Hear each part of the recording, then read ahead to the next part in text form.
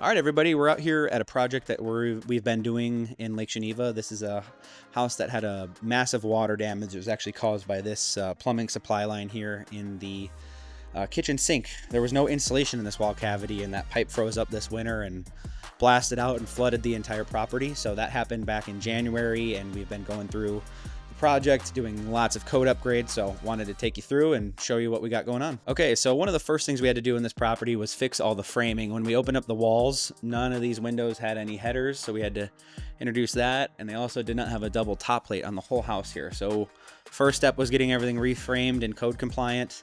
Then we found a bunch of electrical and plumbing issues, so we've been going through those so we can get this property put back together so they hopefully have no issues again. All right, so if there is ever any benefit of having a damage like this to your house, it's that when we're putting it back together, we can make it the way you want it.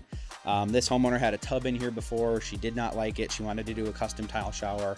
So we're able to take this bad experience and hopefully make something positive out of it. So right now we've kind of roughed in this shower. We're going to build it exactly the way she wants with the fixtures she wants, the tile, everything like that. So hopefully when she looks back on this, she has some positive outcome. The kitchen sink was actually right above this panel. So during the initial loss, the whole panel got soaked.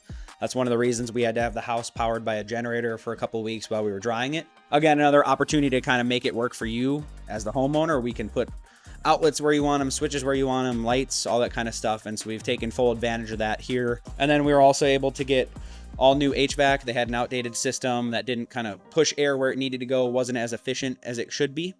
So we've done that. We got all new duct work and we're ready to have a comfortable home when it's time for move in. All right, and then the last thing we had to work on this property was actually there was a door here originally, and that door was too close to the stairway for code compliance, and there was no real way for us to move that door anywhere. It would get into the kitchen. So we ended up doing a delete on the door, had to pull all this siding off and replace it all so it's all brand new.